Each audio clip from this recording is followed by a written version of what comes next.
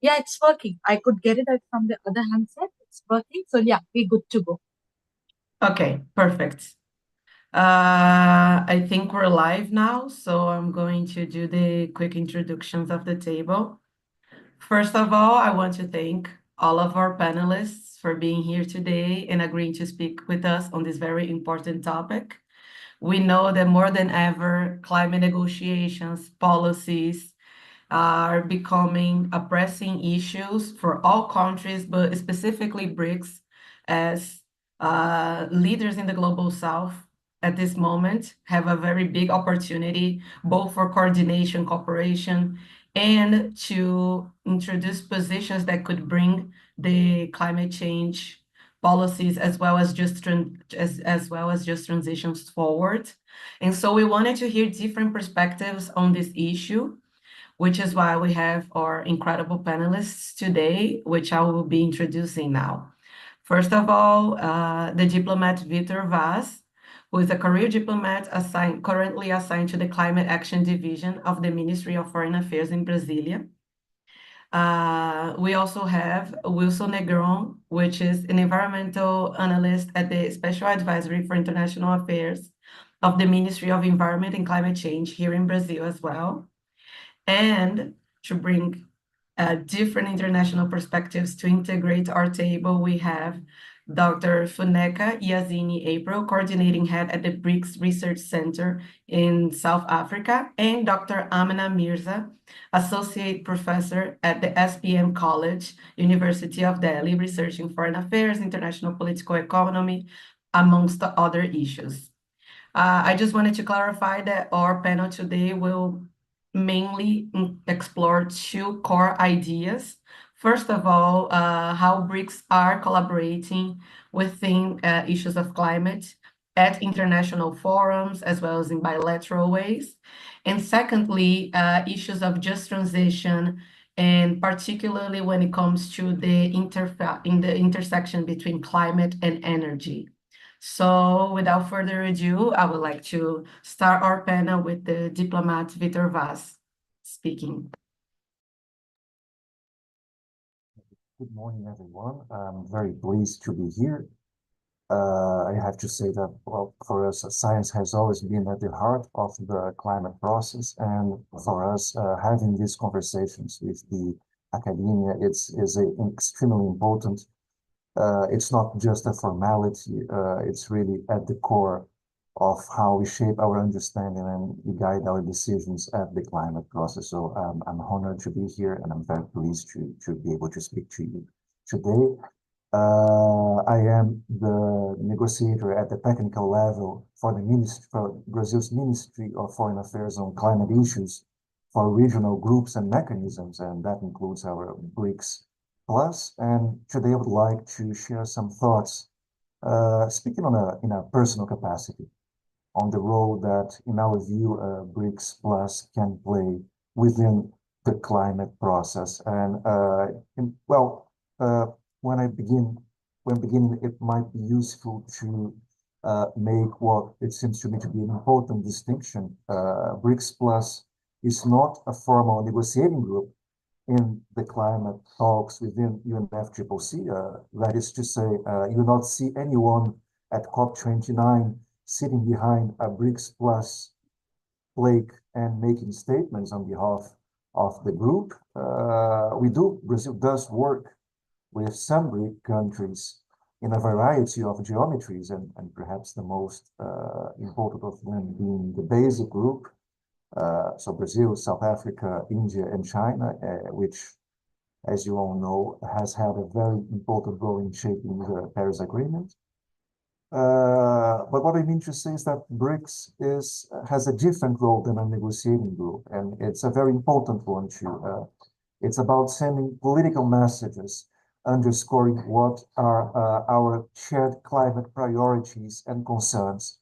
And of course, we represent a very diverse and economically, politically important group for the climate regime of emerging and developing countries. And I think it's fair to say that our collective significance becomes immediately clear when you look at the numbers, BRICS plus countries together make up nearly half of the world's population, over a third of the global GDP, so that's more than the G7. We account for 40% of global trade, and I have to say, let's not forget, a significant proportion of global oil and gas production, and also of current greenhouse gas emissions, although the exact share depends on on the precise parameters you use to measure it. That means BRICS Plus is, of course, has to be part of any realistic, credible solution to the climate crisis, and our perspectives must be taken into account into any multilateral understanding to tackle that crisis. And when we, as a group, align behind a specific climate message, it does carry a very significant weight, and we do have that power to shape the landscape of negotiations within the UNFCCC through the messages that we send as a group. So just reflecting briefly on the history of climate within the BRICS, that is somewhat of a new development, not exactly a new development, but something that has gradually come into focus as the group matured. And why do I say this? Initially, you would have within the regional BRICS, you would have these broad declarations, broad political declarations, and with a few provisions on climate. Then that evolved to broader declarations on the environment itself. So you have a very comprehensive declaration on several issues related to the environment, and climate would be just one chapter. And then now we have come to the point where it has become a practice of having declarations and initiatives and documents on climate made by each successive BRICS presidency. This year, under the Russian presidency, we even saw the establishment of a contact group on climate and sustainable development. And I think that's a sign of how the group's approach to climate has become much more detailed and institutionalized. And that, I would say, reflects a broader political understanding of that has developed over time of the stakes that are involved in the climate talks. I mean, just both for the future of humanity, of course, but also in terms of the very deep-reaching transformations of the global economy that we will have to undertake if we are to succeed in our efforts and that are intrinsic to the climate talks. And I think one good example of what I'm talking about is this year BRICS framework for cooperation on climate change and sustainable development. It has been adopted in August. I don't believe the Russian presidency has made it public yet, but it must do that soon. So once you are able to read it, you'll see that it contains very important messages, and I think a few points of particular focus would be mitigation, just transition, and finance. And I think it will be, once you have access to it, you see that it sends an interesting idea of the points where we have convergence within the BRICS on climate talks. So with that in mind, let's turn to the upcoming Brazilian presidency, which will begin next year. And before I begin, I have to make a disclaimer. The specific priorities, initiatives, and projects that we will pursue during our presidency are not yet established. They're still under consideration. So I would like you to take what I say today as broad reflections on how Brazil, and specifically the Ministry of Finance of Brazil, views the BRICS Plus, what can be achieved, what are the key areas where we can make a difference and we can have a meaningful impact on the climate process. And it's also fair to say that we don't see our BRICS Plus presidency as a standalone initiative. Rather, it is, of course, a component of the range of efforts that we will be making in 2025 to push for the level of ambition that is needed to limit global warming to 1.5 degrees over pre-industrial levels while fulfilling the goals of Agenda 2030 for sustainable development. So it is something that we will very much work in tandem and in a manner that is synergic with our COP30 presidency, and we view these two works as something that we have to carry in tandem. Again, we think BRICS Plus is a very representative group. It's a group with very important economic weight and a very important voice for emerging and developing countries, and it has a special role to play on all work streams on climate in 2025. And here, we often say that Brazil in the climate process plays something of a dual role in the sense that we represent ourselves, but we also echo the concerns and priorities of developing countries, especially those that are most vulnerable and most affected by the climate crisis. And as we prepare to tackle the enhanced ambition that will be needed on the next round of nationally determined contributions by next year, I would say that last year's global stocktake was really resoundingly clear to the effect that we will not get to 1.5 or even 2 degrees Celsius unless we achieve a significant reduction of emissions within this decade. We also see, in this specific context, we also see the BRICS Plus as having a dual role in how we get all the pieces of the climate process to fit together. And I would say that as the BRICS for Brazil, it's not enough for us to simply call for ambition, but also it's also important to hold others to account. And our message on this as the BRICS must be unequivocal. We are committed to meeting our own obligations, but we will not hesitate to demand the same level of commitment from developed countries when they fail their responsibilities. And these two roles are, in my view, inseparable. Our credibility in calling others accountable, or others' responsibilities rests on our ability to demonstrate that we are leading by example and we are taking meaningful action to reduce emissions and drive the global transition in our own countries. And doing so, not only strengthen our own position, but also contribute to how this, as I said, these pieces of the climate process fit together. So we expect the BRICS both to lead by example and demonstrate our ability to enhance the ambition of our own NDCs, but also to call others, and especially developed countries, to do the same. And when I speak about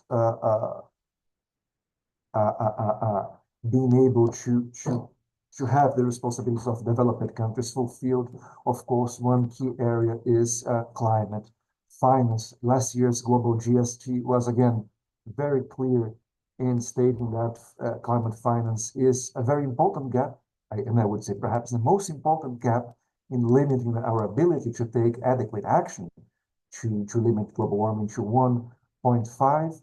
And this year in COP29, we expect to have, I think I can say it, a difficult talk on the establishment of the new collective quantitative goal. And I think this part of these discussions and how we implement it, how this will be applied in effect, will continue through the next few years. And the BRICS Plus countries has a very important role in demonstrating the political importance of getting this right, of getting the appropriate amount of resources to where they're scarce and where they're most needed for the climate transition. And we expect that to be an important part of any discussions on climate in the BRICS going forward. Then this year, another topic where we think the political significance of our group will carry weight is on just transitions. These talks within the UNFCCC are still on an initial stage, and it's very important that we shape a message to say what is actually needed for the just transition, and that for us means a transition that reduces the economic, technological capacity, and environmental gap between developed and developing countries, and also within society. So what are the elements that must be in place so that we can have a transition that does not leave anyone behind? And I don't think I can overstate the importance of that social component, that the economic and social component for our constituencies to buy into the climate process and for us to have a process that is effective. Lastly, a shared point of concern within the BRICS Plus is the intersection between climate and trade. We have a growing trend of developed countries applying unilateral trade restrictive measures based on alleged climate goals. And of course, to be very concrete, we have the European Carbon Border Adjustment Mechanism, but also due diligence requirements within the EU deforestation regulations based on climate concerns. And I think part of our concerns is that in these initiatives, you will often claim concerns with specific provisions of climate agreements, but without a comprehensive understanding of all the different pieces that is the principles of common but differentiated responsibilities, how the different approaches to mitigation work within the process, and the result of that are initiatives that distort trade, and with that they tend to siphon resources away from where they are most scarce and most needed for the climate transition. So just to give again a concrete example, a 2021 study by the UNCTAD found that the European seaban will tend to generate only 0.1% reduction of global emission against a projected loss of welfare of the order of $5.9 billion for developing countries. So there is significant concern with that. We don't see how that can be productive within the climate or lead to something positive in our systemic efforts. And we expect to be able to discuss those concerns within the BRICS Plus group.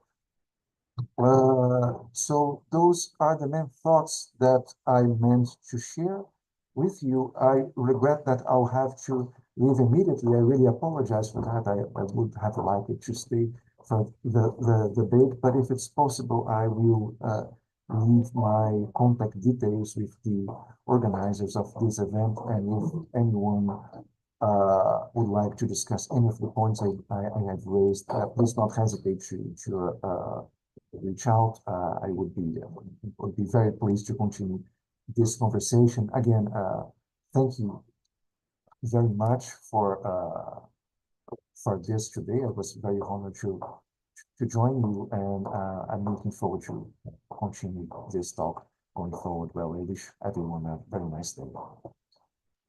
Thank you, Victor, for honoring us with your participation in this panel. It was very enlightening to hear these takes, particular with climate change, trade, and what is the role of BRICS in the steps forward. And if anyone has questions, I will definitely forward them to you. But just once again, we were very honored that you accepted our invitation. So it was great to hear you today. Thank you. I think we can move to our next speaker, Wilson, which will be talking on perspectives influenced by the Environment and Climate Change Ministry, not influenced, but along the lines of what was experienced there. So please, you're welcome to start. Thank you very much, Nanny. Good morning, good afternoon, good evening, everyone. It is a pleasure for me to be here. And I'll be speaking about and global climate leadership.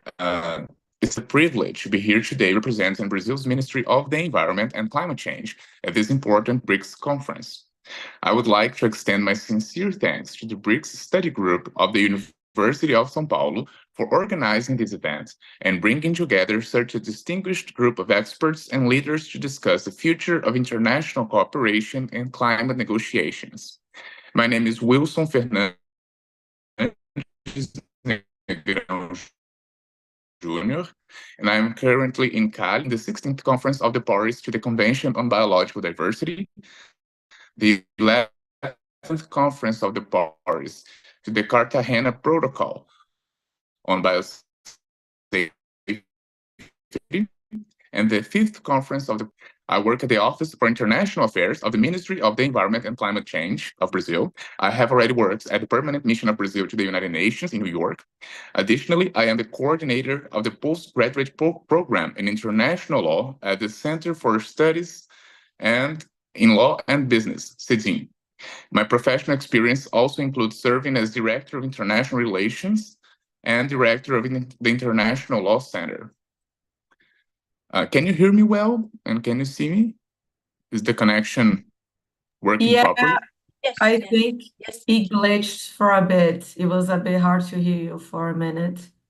I think it's better now. Is it working well now? Yes. Okay. Yeah. Thank you very much. Well, just let me do a little bit of context setting.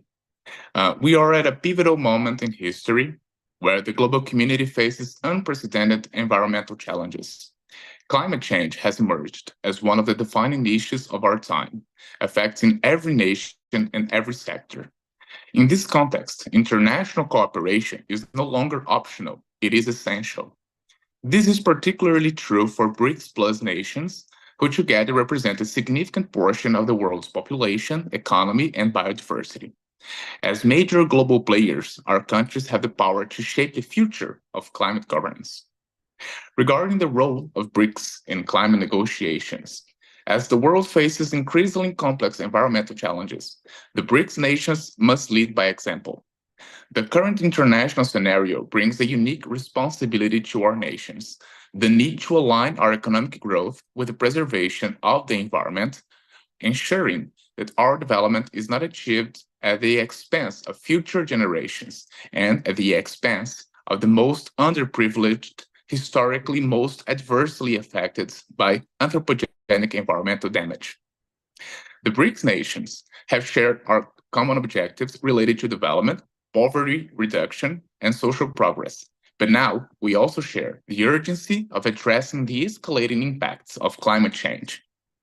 The challenges that our countries face, from reducing illegal deforestation in Brazil to transitioning to cleaner energy in China and guaranteeing food security in India, to addressing water scarcity in South Africa, all the while decreasing biodiversity loss, require collaborative, tailored solutions that reflect the diversity of our economies and ecosystems.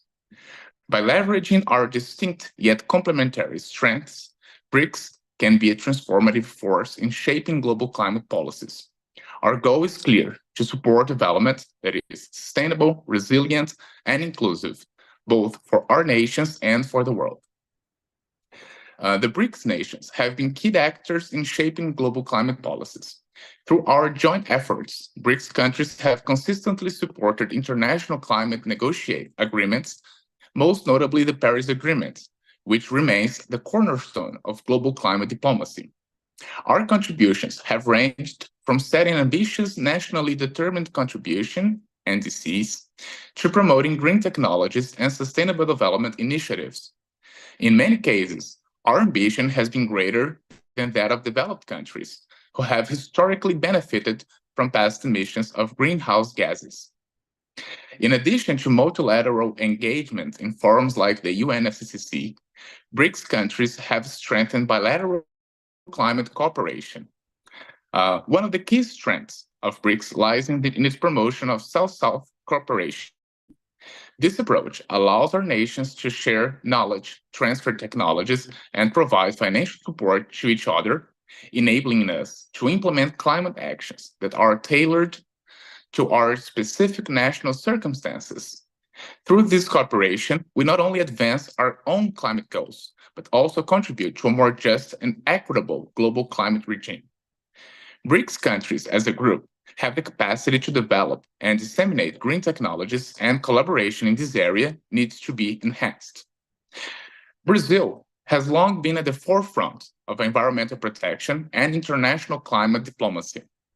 From the Rio Earth Summit in 1992 to our active role in the Paris Agreement negotiations, we have consistently advocated for ambitious climate action and sustainable development. Brazil is home to the largest portion of the Amazon rainforest, which plays a critical role in regulating the global climate, absorbing vast amounts of carbon dioxide, regulating precipitation regimes, and hosting unparalleled biodiversity. As part of our commitment to BRICS and the global climate agenda, Brazil has made significant strides in protecting the Amazon. We have increased monitoring and enforcement against deforestation and are working closely with other BRICS nations on initiatives that promote sustainable forest management and ecosystem conservation. Adverse effects of climate change in the region, such as record droughts, floods, and forest fires, pose a greater challenge in the efforts to conserve the forest, and careful planning and increased financing is needed. Brazil has also been involved in numerous initiatives aimed at building climate resilience. Through BRICS collaboration, we have participated in projects focused on disaster risk reduction, water management, and sustainable agriculture. These efforts are crucial in mitigating the impacts of climate change, particularly for vulnerable peoples and communities. By working together, BRICS countries are strengthening their capacity to adapt to the changing climate while ensuring that development remains inclusive and sustainable. With regard to the potential of BRICS Plus, the expansion of BRICS into the BRICS Plus format presents a significant opportunity for deepening climate cooperation. With the inclusion of additional nations, BRICS Plus can foster greater dialogue and collaboration on environmental issues, broadening the scope of our collective efforts. This new era of BRICS Plus allows us to bring more voices into the conversation, ensuring that climate solutions are inclusive and reflective of the needs of a wider range of developing nations. New countries will begin actively participating in the BRICS Plus activities for the first time in 2024, and BRICS Plus also enhances our capacity to engage with the Global South. As developing countries, we share common challenges in addressing climate change, from adaptation financing to capacity building. By expanding our partnerships, BRICS can advocate more effectively for equitable solutions in international climate negotiations. The BRICS New Development Bank can also play a crucial role in supporting the green transition. By providing financing for sustainable infrastructure, clean energy, and climate resilience projects, the New Development Bank helps BRICS countries implement their climate commitments. Expanding these efforts to BRICS Plus nations will be key in mobilizing the financial resources needed to achieve a global low-carbon, climate-resilient, biodiversity-friendly economy. Recently, during the 10th BRICS Environment Ministers meeting held in June 2024 under the chairmanship of the Russian Federation, several key initiatives were discussed that emphasize the importance of environmental and climate cooperation among BRICS countries. The ministers acknowledged that the expansion of the BRICS blocs in 2024 has reinforced its growing role in international affairs, particularly in contributing to the global environmental agenda. One of the central highlights was the recognition of key UN decades, including the UN Decade of Ocean Science, Water for Sustainable Development, and Ecosystem Restoration.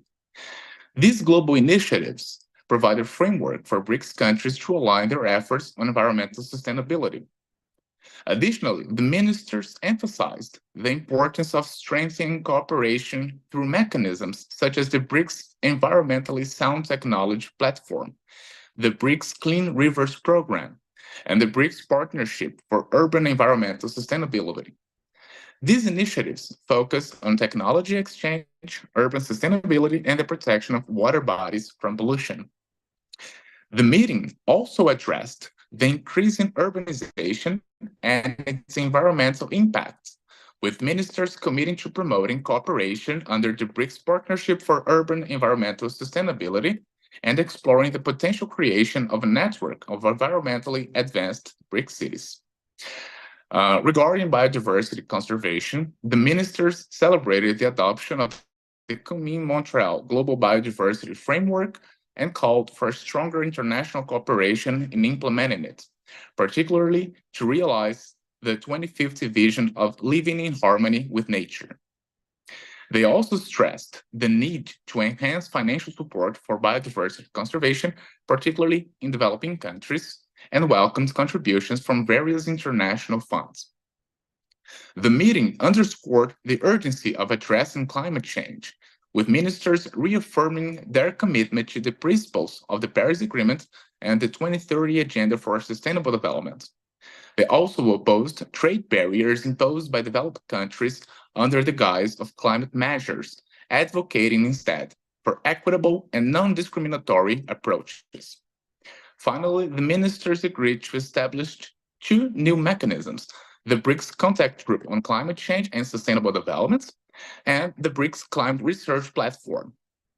These platforms will facilitate scientific exchange and the collaboration on climate change and sustainable development issues among BRICS countries, with a focus on enhancing knowledge sharing and the development of best practices.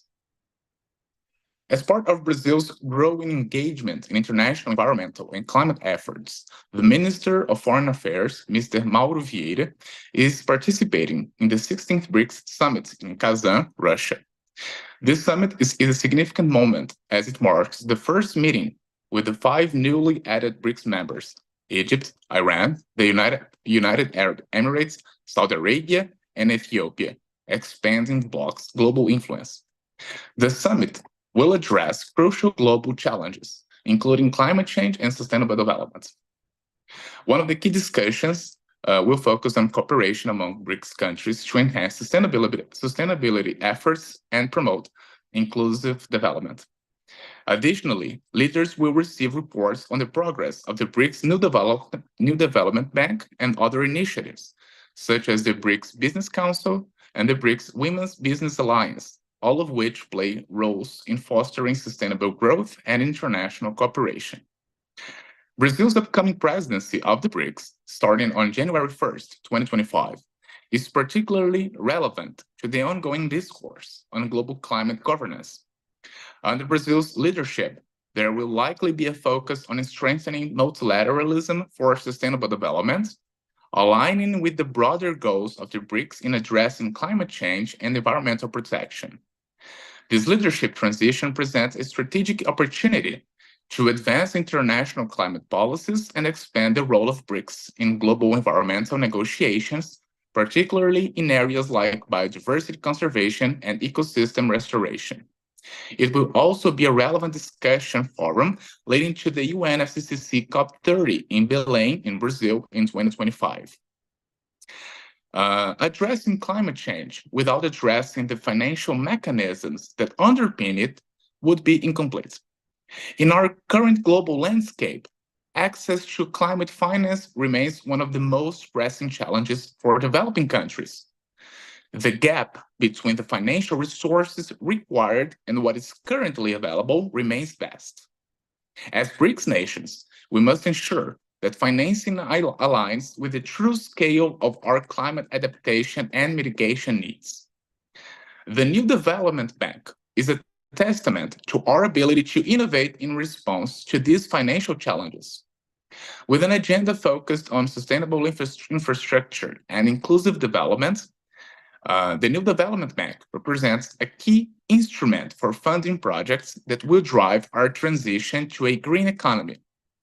However, while the New Development Bank has made important strides, there is much more to be done. We must expand our ambition, leveraging both public and private investment to make significant progress in sectors like renewable energy, sustainable agriculture, and urban resilience. Moreover, we must continue advocating for developed countries to fulfill their financial commitments under the Paris Agreement. The $100 billion per year pledge has yet to be fully realized, and it is imperative that these funds become available in a more predictable, transparent manner. Developed countries have fallen far too short on their commitments to finance developing countries in addressing climate-related issues. The world's most vulnerable populations are already bearing the brunt of climate impacts, and without adequate financial support, many will not be able to recover, let alone thrive in the face of ongoing changes. The BRICS nations must unite in calling for the reform of international financial institutions to ensure that climate finance reaches those who need it most. With regard to collaboration on just transition pathways, as we chart the course toward a low-carbon future, one of the greatest challenges will be ensuring that this transition is just, equitable, and inclusive. For many of our economies, industries such as fossil fuels, agriculture, and heavy manufacturing are deeply intertwined with the livelihoods of millions. The transition to sustainable practice must not leave behind the workers, communities, and economies that have long depended on traditional forms of energy and industrial activity. This is why the BRICS nations are committed to pursuing just transition strategies that place social inclusion and poverty eradication at their core. We must develop transition pathways that are responsive to our diverse socioeconomic realities, creating green jobs, retraining workers, and ensuring that social safety nets are robust and inclusive. The role of BRICS in shaping best practice and lessons learned from each other's experiences is crucial. We must build platforms for the exchange of knowledge on sustainable technologies, skills development, and policy frameworks that can guide our transition efforts. Moreover, by embedding the principles of just transition into our climate action strategies, we reaffirm our commitment to a development model that is not only environmentally sustainable, but also socially just, placing the well-being of our people at the center of climate action. The urgency of the climate crisis requires a collective multilateral response. In this context, the BRICS nations remain steadfast in our support for strengthening multilateralism, especially through the frameworks provided by the UNFCCC and the Paris Agreement. Our engagement in this global fora is guided by a deep belief in the power of international cooperation to drive meaningful, long-lasting solutions to the climate emergency. Central to this cooperation is the sharing of knowledge and technology. The BRICS nations have already demonstrated leadership in several areas, whether it's Brazil's innovations in renewable energy, China's advancements in electric mobility, or India's climate resilience projects. However, we must take these efforts further. By establishing and enhancing mechanisms for peer-to-peer learning and joint research initiatives, BRICS can become a hub for innovation in climate adaptation, mitigation, and green technologies. Scientific cooperation, in particular, holds the key to unlocking new solutions that can accelerate the pace of our climate action. Finally, we must strengthen our partnerships beyond the BRICS framework, working with other developing countries, particularly in the Global South, to ensure that the principles of equity and fairness guide the global response to climate change.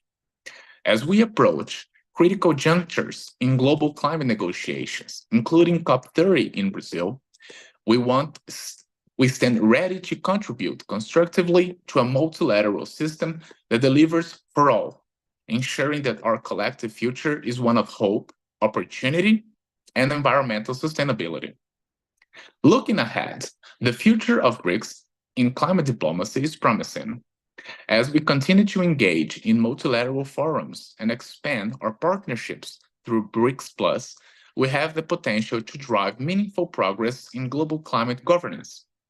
It is essential that we remain committed to increasing our climate ambitions, both individually and collectively. The success of the Paris Agreement and other international frameworks depends on the leadership of nations like our BRICS nations. In conclusion, I would like to emphasize the importance of continued cooperation among BRICS countries and the broader BRICS Plus community. Climate change is a global challenge that requires collective action. Through our partnerships, we have the power to influence the direction of global climate policy and to ensure that the needs of developing nations are prioritized. Let us continue to work together towards a future where sustainable development and climate action go hand in hand. Together, we can build a more resilient, equitable, and low-carbon world.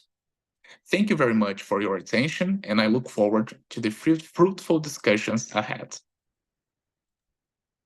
Thank you, Wilson, for participating in our panel and for bringing this very broad perspective on all issues where BRICS can collaborate on climate and just transitions. And I feel that your speech really complements what was brought before by VIII. So I think that we can move away into a more just transitions and energy perspective now. I would like to invite Dr. April to continue the panel. Thank you.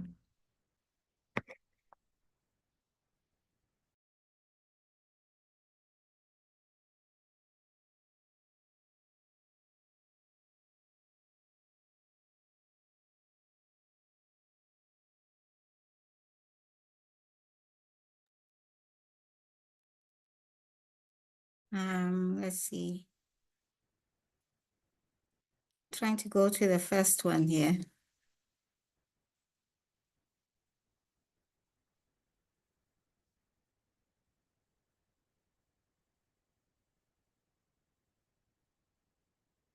It's not letting me move this thing. There we go. How do I go backwards? There we go. There we go.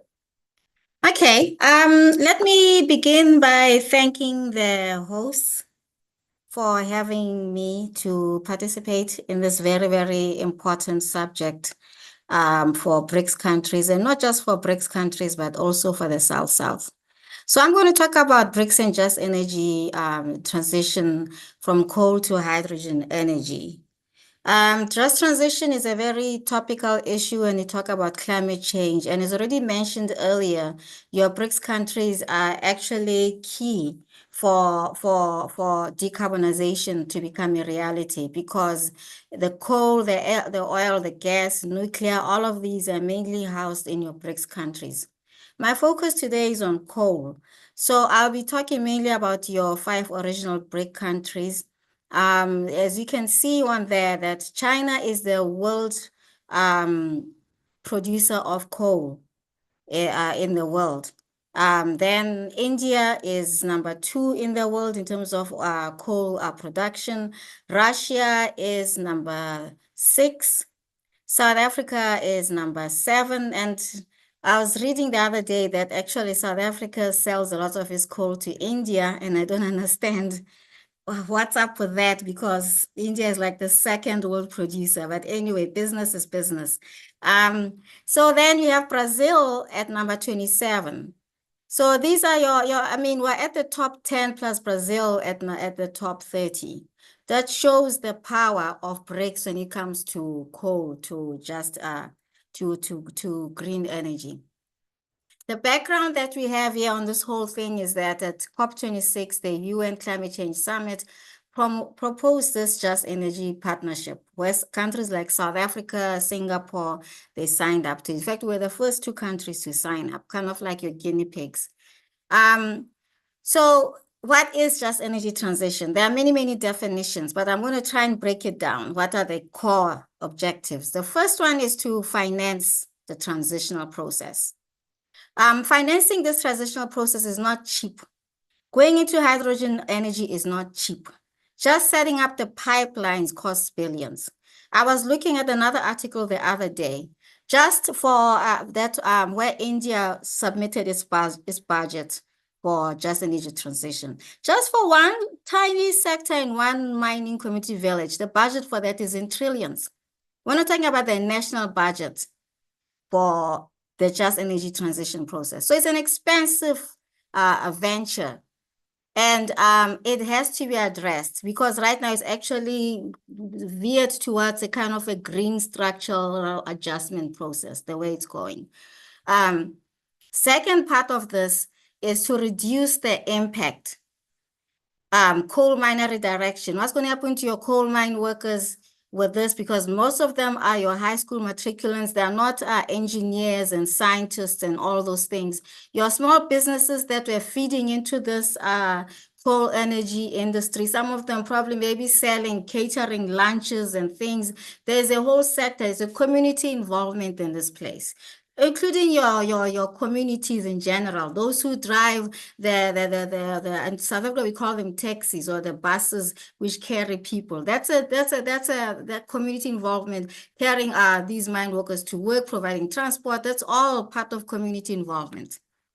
What is the hydrogen economy? Is basically an industrial system in which the dominant role of the energy carrier and its fuel is performed by hydrogen through electrolysis. But there's a whole discussion which you won't get into today. Now, my methodology today is to do a comparative of Brazil and mainland China. I say mainland China because Hong Kong, I was just read before this session, Hong Kong today just became the first city in the world to be completely run by hydrogen energy. Everything is all hydrogen run. Just came out today. So when I say China, I'm not talking about Hong Kong. I just want that very clear. So the objective is basically to draw lessons from the China-Brazil examples that I will go into. Then I'll go into a little bit into the international collaboration aspects. And I must just also state that these three countries have signed the UN policy documents for decarbonizations and carbon neutrality. Now let's go quickly to South Africa, which is the country that is going to be drawing lessons, which needs to draw the lessons. Currently, we rely on coal for energy at 92%, and it's one of our largest exports by value. We started our hydrogen process in 2008, but we did the hydrogen roadmap for document only around, it was about 3 years ago. The alignment of the local communities and all of that, your SMEs, value chains into that hydrogen roadmap is not there. I went through it page line by line. But the framework, they produced the framework about last year or something like that.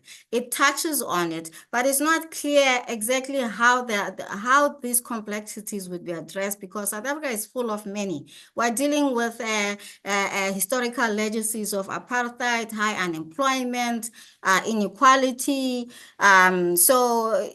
and capacity, skills. So both these documents to me still require some work. That's why I'm saying we need to try and see what lessons we can draw. Year before last, I went to a coal mining community at Lephalale in the province of Limpopo. That's a state in Brazil. And there it's a coal mining community, and their main mine there is called Exxaro.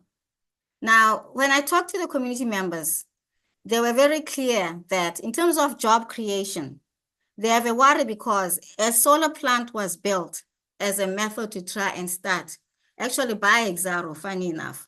But anyway, they said it only employs about 3,000. But yet Exxaro, the mine, employs more than about double than that. So it worries them in terms of this diversification, what's going to happen to the other coal mine workers. They also complained about stakeholder communication, that there was no communication on what is this just energy transition, which is dangerous because if there's no communication, it could lead to protests and strikes and political play into that. And then also the other thing, which is, I think is very important, and it's something that we have to address, because even in India, we have the same issue. China, same issue. Communities identify with the mine.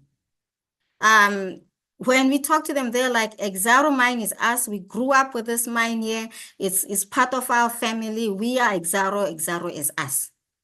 So when you talk about just energy transition, you have to be very, very, very sensitive about the identification of that process by the communities.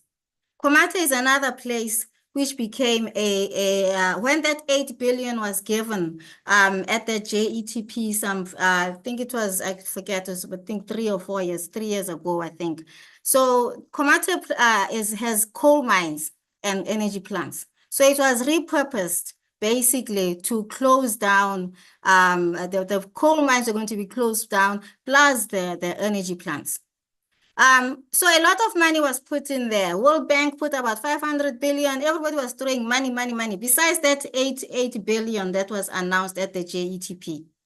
But when a study came out last year, it was very clear that the repurposing has failed. One of the reasons why it failed is because of the lack of JET implementation processes, such as your stakeholder communication that I mentioned earlier at Lephalale. Secondly, the issue of jobs and skills training to repurpose the mine workers didn't take place. There was no training done, nothing done. So now there's a problem with the plant being shut down because nothing had happened. Because it also has an impact on about 48,500 jobs. What are you going to do with that large number of people? So that is the Komate, one of the energy plants that are in Komate right now. Now let me go quickly to Brazil. Brazil established an interest in hydrogen development since 1975. In 2005, they had their roadmap for structuring their hydrogen economy with a 20-year focus on 2 things: the role of natural gas in the transition until green hydrogen is predominant. 2, the expansion of distributed generation markets, isolated regions, and urban buses. Now, if you look at those 2 key points, there's nothing there about social justice or inclusion. So the focus here was really not on just energy transition, but it was more, the Brazil focus from what I draw with this was more on energy transition. And I wrote down where their coal reserves mainly are, and that's a picture of one of their provinces there, one of the cities, the state of Rio Grande do Sul, where you do have your coal reserves. Yes, Brazil has a long history of coal from 120 years. Started off there, there's a lot of challenges, your unregulated mining activities, you're going to have your environmental delinquents and all those kind of things. So then Brazil went into legislation. For example, in 1980, the Santa Catarina coal region was designated a critical national area for pollution control and environmental conservation. And then also what I liked with Brazil is they cracked the whip when it came to companies that were delinquent. They charged like 20,000 to 40,000 per hectare. And this was like how many years ago? And so $20,000 was a lot of money at that time compared to now. They also created this technical advisory board for the Supreme Court when they're doing these cases. So what I like with that is that they were thinking ahead of the legal implementation when it comes to environmental indicators. That's so key, especially because you can't just write the national policy and you don't bring the courts in the process, which is something that we're not doing in South Africa. And then now they have that green hydrogen hub. And today, Brazil is the 3rd country in the world that generates the most renewable energy. Yes, before it was reliant on imports for energy resources, but now it's an energy exporter because it's producing more than it consumes. And the whole process took about 35 years. And in that process, it localized its energy production. You had your public funding for incentives and all of that. And they also set up a wind energy value chain, which to me, that speaks of just energy transition to some bit, because once you talk about value chains, you're talking about companies and SMMEs and all that feed into the production of that particular industry, being the wind industry in this case. The last thing I want to say, another thing I want to say about Brazil is that they started this energy at their own pace. They're not rushing into this because now it's the thing that has to be done. It's important that it's done. But Brazil, at least did this nicely. There were some issues that I read, you know, and it's, to me, these are not big issues. They're important, but they're not like train smash issues where, you know, because especially this was from your environmentalists, which were questioning Brazil's recent, it's new just energy transition law, which has been pushed from 2027 to 2040. So they are saying that this JET law 14.299 is basically going to delay the energy transition in Brazil, and also impact on its ability to meet its pledge in reducing its emissions by half. So, and also questioning Santa Catarina's laws, which is kind of linked to this JET 14299 also. And I wrote that there to remind myself, to say, I really want a cup of coffee with these environmentalists. I just want to chat with them to say, I understand the delay of JET law 1429, but given Brazil's history, I mean, from 1975 to now 2024 on green energy, don't you really think that these objectives will be met? And I would like to hear from them about the socio-economic conditions, because there's not much research on that I discovered, to say, what are the challenges that you saw? Maybe is there a reason why you feel that way? Obviously, I would need to read the laws more to understand. But what other question I'd have for those civil societies is, what kind of model would they want to use on Santa Catarina? Are they looking to use the Brazilian model, or are they looking to use the current global model of JET? Because it's different. The current JET model is very clear: shut down plants, coal miner redirection, and make sure that communities benefit with the infrastructure together. Bam. That's not how the Brazilian model is pegged on.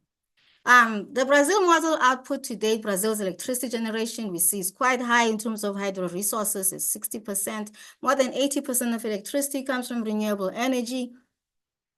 And coal accounts for only about 5.8%, unlike us in South Africa, where it's like 92%, or in China, it's 56%, I think, you know. And yes, Brazil does export coal. I indicated earlier it's number 27 in the world. But I also want to clearly state, for those of you who don't know, that actually with Brazil, air pollution is not due to coal production, which is again why I really want to have a cup of coffee with those civil societies. Lessons from Brazil real quickly.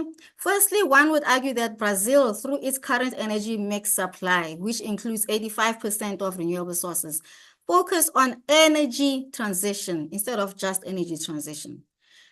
Brazil's current JET process, I believe, would then be a build-up on what has already been established with energy transition. So it would be like a top-up, a step-up from what they have already implemented. The value chains also demonstrate that there have to have been some transition of some process in terms of inclusivity economically. The other thing about Brazil, that it shows that you need long-term planning. There is no shortcuts with just energy transition. The way it sounds now, it's like it's cut, and we meet the pledges, bam, we're done. It's not going to work that quickly. China, real quickly. It's very critical that you understand its process, its progress, because we cannot have climate change or decarbonization efforts taking place if China is not a critical link, because it is the world producer of coal globally. Pollution also is the highest out there. Coal also still presents about 56% of its consumption, and I list the provinces there. In, 2013, the government there embarked on their type of JET.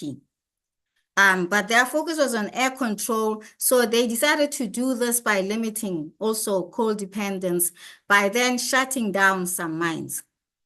The Chinese government basically has introduced lots of policies and many documents on this thing from way back then. But as the China Academy of Social Sciences University states, the majority of resources have been distributed to your coal-related businesses not for coal workers and the communities as it should have been. So they're concerned, these scholars, about the prioritization of resources towards capital over labor. So Tongchuan Shanxi is the example that I used to buttress my point here. That's a short, quick picture of that. Tongchuan has been doing coal over 1,000 years ago, during the Tang dynasty, the Song dynasty, dynasty after dynasty. 49, when China became a republic, it was your coal hub. Then in 2016, like I mentioned earlier, mines were closed. 21 mines were closed, particularly in Tongshuan. And again, this was part of the government requirements to reduce air pollution. I must say that the Chinese government did provide funding for the coal miners, billions. They put billions, passion amounts, depending on when we're going to retire. The young ones, the local government gave them grants to assist them to set up businesses, etc. But when you look at the Tongshuan municipality data, the closures have had a significant impact on Tongshuan, have had a significant impact in terms of the workers. And when again, your traditional industries, mainly your coal, followed by your cement and oil, still, despite their efforts to diversify, remain at 90%. And so Yuanzhang Dong questions that despite the country's central role on this thing, they basically argue that just energy transition is really not understood in China. This is the Tongchuan JET efforts that have been happening over the years. As you see there, the city, that one, the first two diagrams, the city establishment and industrial development, those are your 5 traditional industries. They are the ones that still give, coal being the main one, provide 90%. The diversification industries that are supposed to help with minor redirection, whether it's food manufacturing, tourism, healthcare industry, to date, they only give about 5%. They've only created 5% of the GDP. And even in terms of job creation has been minimal. Job creation has been only about 3.8 compared to, and the industrial sector, like I said, is 9. As you'll see again on this diagram, coal mining there and the power heat, the next, these two big tall ones are the coal, and including the metal and the non-metal. Then when you go from equipment manufacturing, the rest, these are the ones that are 5%. So the diversification is really a challenge. So what are the best practices for South Africa? What do these 2 case studies mean for South Africa? Is this JET model of inclusivity from coal to hydrogen energy? Is it the current process? Is it really going to work where everything is of a multiple process happening at one time? Unlike the Brazil, where it starts with the energy to the next. I argue also that inclusivity is not centered on H2O production from coal mining. In fact, I would say that China is probably doing its just energy transition process separately. It's the world producer of hydrogen energy, including solar energy. But those hydrogen energies and all that are not linked to your communities, your coal mining communities, where you see the alignment between the two, which is what JET is about for the coal communities and the mine workers. China is doing its own hydrogen thing there. It's 2 separate projects. And I also indicate again, and closing on this section, that coal mining repurposing, as in the Tongchuan case, was not that simple. As I already demonstrated, the diversification has not lowered the dependence on coal. Brazil also, I'm saying that, yes, it is our world exporter in terms of the 3rd one in the world. But again, the difference that it's centered on energy transition first. And yes, there is more research that needs to be done to examine the inclusiveness of it, as in the China case with Tongchuan. Brazil, I also argue, demonstrates the need for planning long-term, as I stated earlier. You go from the energy foundation, then you move to the just energy. Then I also indicate that China and Brazil show us that JET is not a one-size-fits-all. Each country has to maneuver and create what is tailored for them. Way forward, Going forward in terms of BRICS, I won't go, and thankfully, I think what I'll close with is different on what the previous speaker spoke in terms of international cooperation, which is that at least there is a common position. There is the energy group and all that. But as the first speaker mentioned, there is no real, like say an office, like with the National Development Bank, some kind of structure to say this is the BRICS office on energy, whatever. And I think that is important. We need to really set something like that up. We should also note, and that energy complex, BRICS energy complex is key because we should be aware that most of your just energy partnership agreements are really aimed at making green energy more bankable for the West, especially your G7 companies. So then the question becomes, what does this green energy, just energy transition really mean for us in BRICS and the South-South? How does this all translate into the political dynamics involved, the geopolitics of it? Also with the BRICS expansionism, what does this all mean? And we should not ignore that JETP has a significant impact on the North-South energy security perspective, especially from your other countries like Indonesia that I mentioned that have joined in. But also the good news is my last slide to say that the BRICS has leverage because the West depends on the South for just energy transition to work. The resources are with us, as I mentioned earlier. Emerging countries also have the capacity to address this on their own terms, like Brazil did. And South Africa made this point very strongly in Paris last year. China is the lead producer, but how do we as BRICS countries leverage this aspect? Also, how do we incorporate best practices of energy transition from Brazil? How do we work it out? And then lastly, let me say energy diplomacy is essential for BRICS countries. We really need to start talking about that discussion because the North-South is already talking about that aspect. Thank you, and I'll stop there. Thank you, April, for such a comprehensive display on just energy transitions, the issues, the best practices that we have here in Brazil, in particularly considering how so much of the climate change negotiations and what we conceive of what could be done to ensure that we stay within the 1.5-degree goal relies on these shifts within the energy transition amongst the countries, and particularly for the developing ones. So it was great to hear your take on this topic. And I would like to invite Dr. Amna now to speak on the fourth industrial revolution in the relationship with BRICS countries. Thank you very much. Thank you so much for having me for the conference. And yes, I'm just going to start my presentation. So at the very outset, many thanks to everyone, at the University of Sao Paulo Study Center. Many thanks for having me. And it's always. Can you hear me? Nancy, can you hear me? Yes, I can hear you now. Yeah. Okay. Yeah. So once again, my greetings to everyone from New Delhi, India. It's great to be here for this very interesting BRICS conference curated by the BRICS Study Center of the University of Sao Paulo.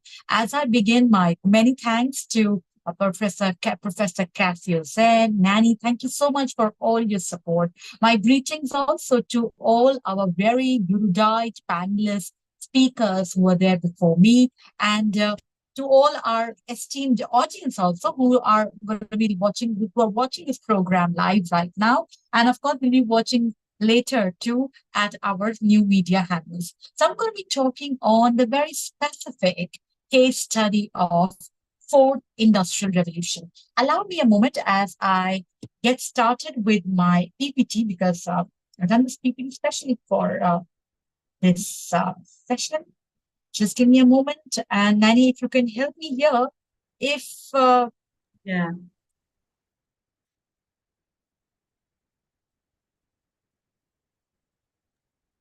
I mean, I could hear you. I used to. Nani, can you see Yeah. my PPT? No, not yet. Your screen is closed. It's like the camera is shut off and the sharing hasn't started yet.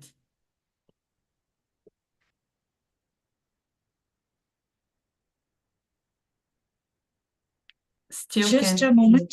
Okay. Just a moment.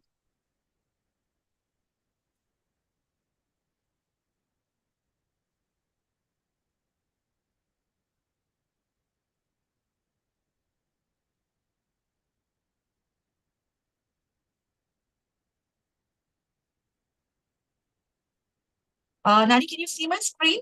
From the other hand side, if you can see my screen, I'm trying to share. So, okay, Yeah, nonetheless, it's still not working. It's just still not working. Okay, okay, nonetheless, time now for us to take the deliberations forward. I'll try to do it without the oh, I'm sorry, without the slides. without the slides. Yeah, okay. So, yes, here we are. We're going to be talking about the very significant aspect of, BRICS. And I'm going to be looking at the specific case study of the fourth industrial revolution. Now, my point is that when we are today at the time of BRICS Plus, how do we really work on, and what is the significance of working on a judicious approach towards technology management? And we do believe that there's going to be a game changer for sustainability. So, dear friends, the plan of action, my talk is divided over three parts, wherein we're going to be first understanding the importance of BRICS. In the second part, we're going to be looking at the important role of technology for global issues. And in the third part, that's going to be the analysis part, we're trying to look at that how, if we have a judicious approach towards technology management from a BRICS plus perspective, or what I would say, coming from India, I would say to having an Indic perspective, it can really work out well for sustainability. Now, again, we all know that BRICS is very significant when we talk about international cooperation. To quote some numbers out here, that when we even look at data from 1995 to 2010 to 2023, for example, if I can quote the IMF data, the World Economic Outlook data, BRICS in terms of the share of global GDP, in terms of purchasing power parity, the BRIC countries have really caught up with the G7. So see, this very data that how today BRICS occupies a very significant place in terms of trade, population, demography, territory, just shows that yes, BRICS is here to play an important role.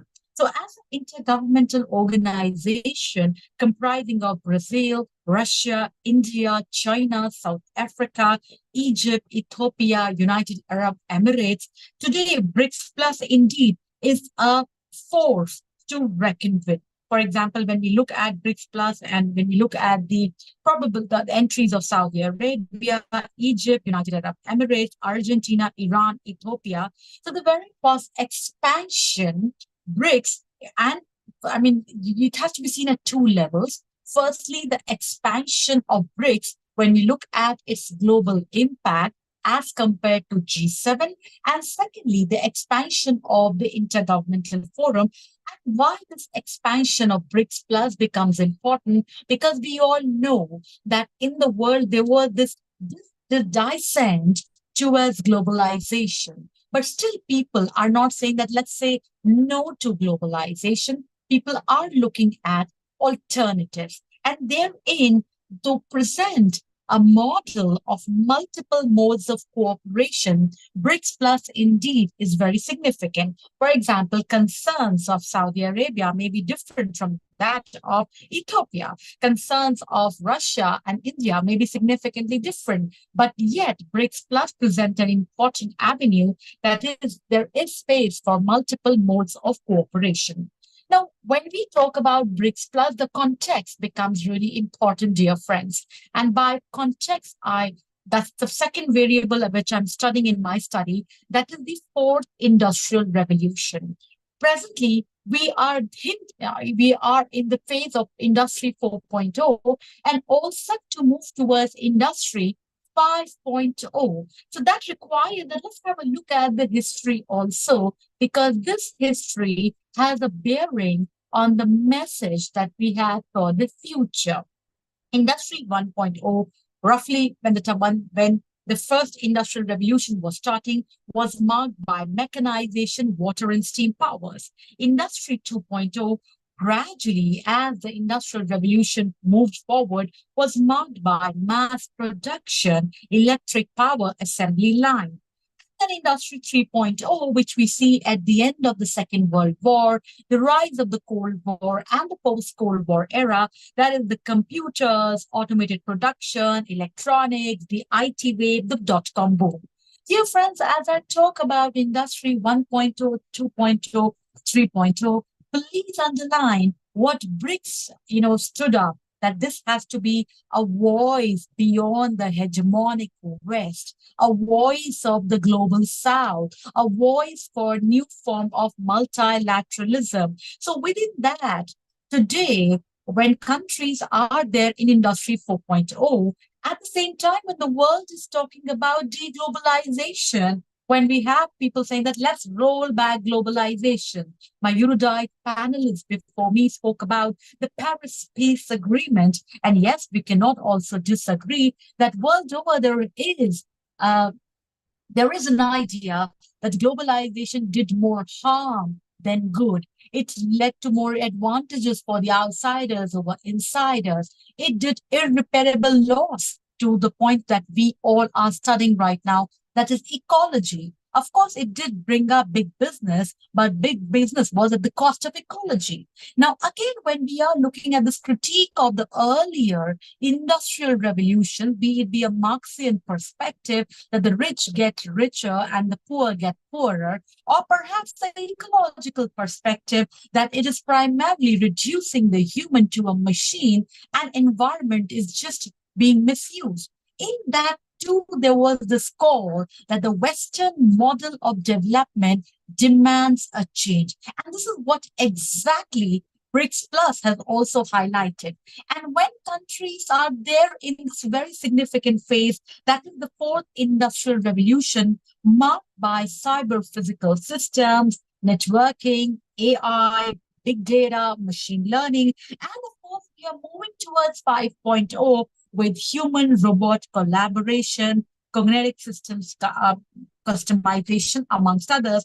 In that, my friends, I do believe that in this world of 3D printers, fintech, AI, machine learning, all of them are important mediums to address to the environmental concern too, from green economy to even working out new avenues of the blue economy, to channelizing circular economy, sustainability. Countries are really brainstorming.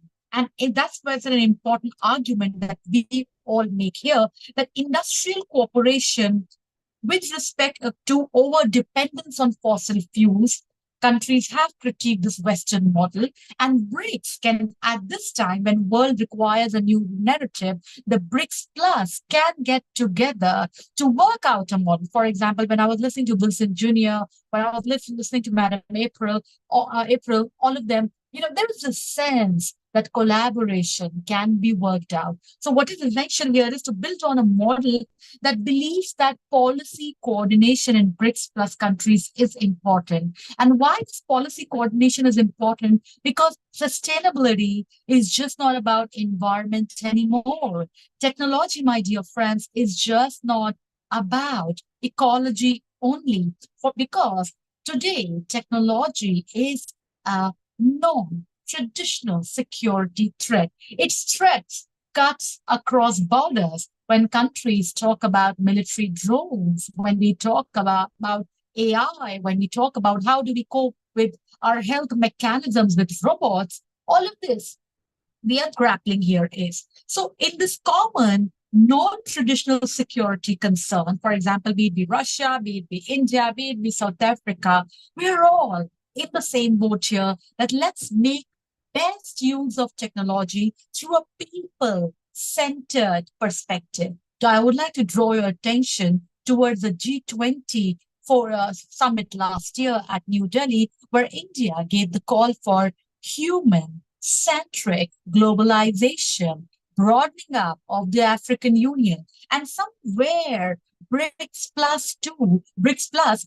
also is there on the same page, that we know that there are ecological imbalances, while biodiversity loss is a huge concern, be it be the Amazons out there, or be it be the issue of pollution of rivers and Himalayas, all of that. So, and of course, be it be the bigger issue of over dependence on fossil fuels. Countries are working on green transition. They want a safe, happy economy as well as ecology.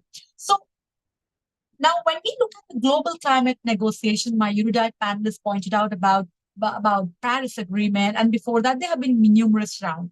One of the important causes of deadlock has been the Western perspective. The developing world feels that they are being asked to do too much as compared to the developed world, right? They are being asked to compensate too much too, with respect to the harm that, or the pollution, or the loss of environmental issues that have been done by the West. So global South has been ignored. There is the issue of Western-centric biases. So in that perspective too, the BRICS Plus can really work out a new, non-Western, innovative perspective, and getting together gains of fourth industrial revolution is very important to avoid repeating mistakes of the past. My last one, friends, that how do then BRICS countries collaborate together for working on fourth industrial revolution? Because if you try to tame technology now, as I said, these technological advancements, these are not just about ecology, but they're equally about our lives and lifestyle. For example, when I talk, allow me to read it for you, the strategy for BRICS Economic Partnership 2025. And, it clearly says that we express our commitment to sustainable development in its three dimensions: economic, social, and environmental, in a balanced and integrated manner. All our citizens in all parts of respective territories, including remote areas, deserve to enjoy the benefits of sustainable development. We reiterate the importance of the implementation of the 2030 Agenda for Sustainable Development and call for redoubled efforts of its timely implementation. What is essential here is that the BRICS strategy talks about principles, and I highlight that it is recognizing that there is multipolar nature of the international economic and financial system. And this is exactly what we meant, that the world today needs a new narrative. It can no longer be defined in terms of binaries. It can no longer be looked upon in terms of the hegemony. And BRICS Plus gives this window of hope that multipolarity is a need of the hour. Another principle of the BRICS strategy, that is commitment to supporting sustainable development, strong and balanced inclusive growth. So here again, this BRICS strategy, that is, yes, we need development, but development has to be sustainable.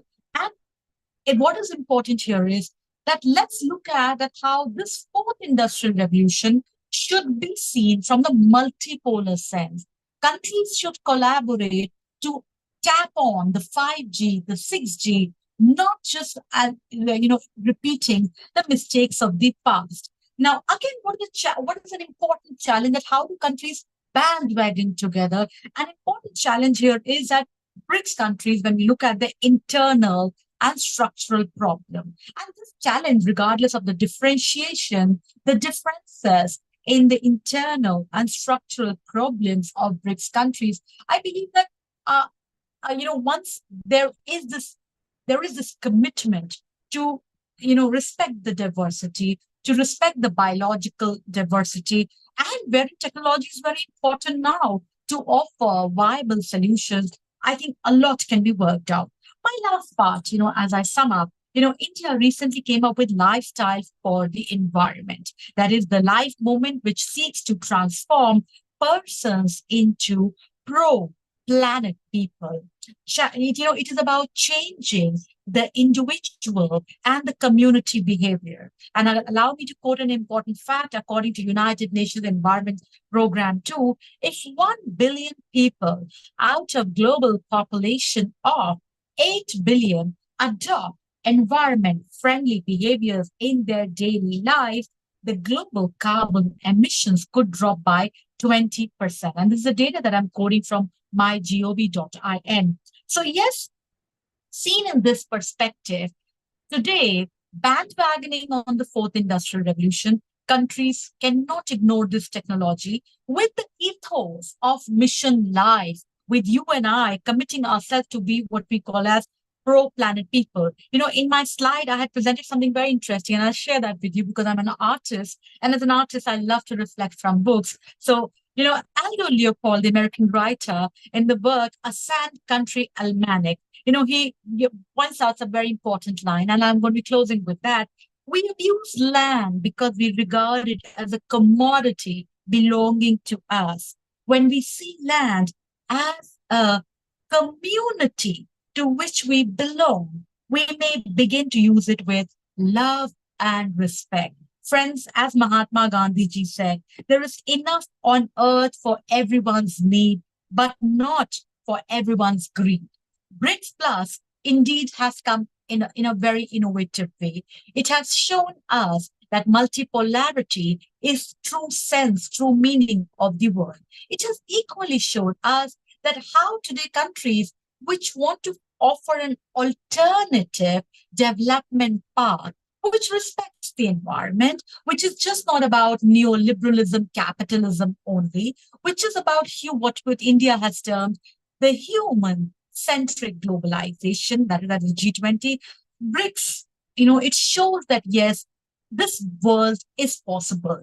Today, in this phase of technological transition, we cannot just allow it to be one-sided, laden phenomenon only.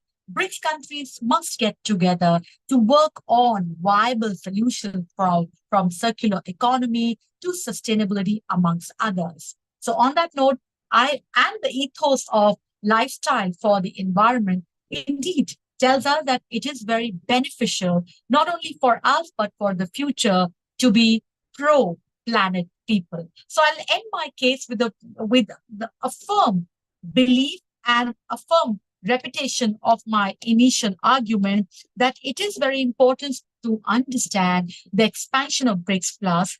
Technology today plays a very important role for global issues, from traditional to the non-traditional, being it be military concerns or be it be working out viable solutions for sustainable ecology. It's very important to understand. And a judicious approach, meticulously worked out by BRICS Plus countries, because there is synergy on the concept of human-centric globalization. There is synergy that Global South needs to get together, and there is synergy that environment needs to be respected. So BRICS Plus should get together, tap on the fourth industrial revolution, building up model. I know there might be internal differentiations, but regardless of that, the very idea that it's our earth, we need to conserve it.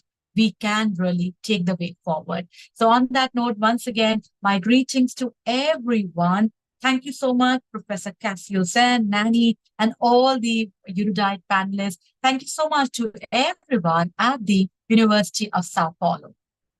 Thank you. Thank you for agreeing to participate in our panel and for this comprehensive approach to the fourth industrial revolution, the judicious approach, and possibilities for BRICS Plus collaboration when it comes to this matter of sustainability and the energy transition. I would like to thank our entire panel today for bringing such clever insights into this subject, particularly because this approach today has been very multi-sectoral, and it is great to hear about climate negotiations and cooperations in a way that not only brings forth an academic perspective, but also the political and governmental perspectives as well. I would like to move on to the questions now. We're going to do 2 or 3 quick questions. Firstly, and this one is more directed to Wilson. A person asked, following a decade of negotiations, Brazil, the Democratic Republic of Congo, and Indonesia established an alliance to collaborate on the bioeconomy as well as the conservation and restoration of tropical forests. Given the significant biodiversity of Brazil, China, India, and South Africa, what analogous initiatives can the BRICS nations advocate to safeguard biological diversity? Okay, thank you very much for this very important question. And given the rich biodiversity of BRICS nations, there are several initiatives that could serve as models for safeguarding biological diversity and promoting bioeconomy on a larger scale in our countries. One example is the Unidos por Nossas Florestas, which in English would be translated to United for Our Forests initiative, which was launched at the Belém Summit in August 2024. This initiative brings together 8 countries of the Amazon Cooperation Treaty Organization, em português, a Organização do Tratado de Cooperação Amazônica, and other nations such as the Democratic Republic of Congo, Indonesia, and more recently, Guatemala, Mexico, Sri Lanka, and Malaysia. The initiative is still open for new members, and its goal is to foster sustainable use of tropical forests while creating a stronger collective voice in global environmental discussions. This initiative aims to unite these countries, and together we want to hold vast stretches of tropical forests, and we aim to influence the global conservation agenda while ensuring that local communities are at the center of these efforts, while also promoting bioeconomy. Another crucial initiative is the Tropical Forest Forever Facility, TFFF, which is a mechanism announced by the Brazilian Ministry of the Environment and Climate Change at COP28 last year. And this fund seeks to attract innovative financial investments for the conservation and restoration of tropical forests beyond traditional multilateral funds, which also is of a very significant importance to bioeconomy by promoting the promotion of traditional knowledge and the role of biodiversity in our economy. Both of these initiatives, not only the United for Forests initiative, but also the Tropical Forest Forever Facility, were discussed here in Cali at the 16th Conference of the Parties to the Convention on Biological Diversity, and they both represent a significant step in mobilizing resource for bioeconomy and for long-term sustainability efforts. And I think these 2 initiatives offer pathways that the BRICS nations could support or replicate in their own regions. And by uniting our common efforts, BRICS nations can not only protect their biodiversity, but also strengthen their influence in international negotiations regarding bioeconomy and other negotiations related to forest conservation and sustainable development, especially as we move toward future global conferences like COP30 in Belém, in the Amazon region in Brazil. Thank you so much for this response. I think this matter is so important, particularly as we had to COP30, obviously considering also COP29, but the role of BRICS in this moment. And I would like to also extend a question that is more broad to all participants. One second, that I'm opening now, and then you can raise your hands if you want to reply. But someone in the audience asked, how can the BRICS Plus address the differences in climate visions and in energy as well, and policies among member countries, and build consensus and consultation both within the group to leverage in other multilateral fora. So basically, now that we heard today so many different takes on how BRICS treats climate and energy policies, how do you see a way in which we can leverage their positions for climate negotiations in multilateral forum? Does anyone want to start with this one?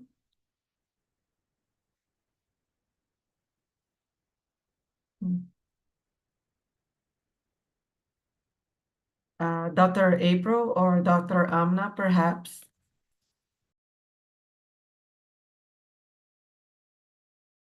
Yes, Nani, you're saying something. I just missed out. Yes, sir.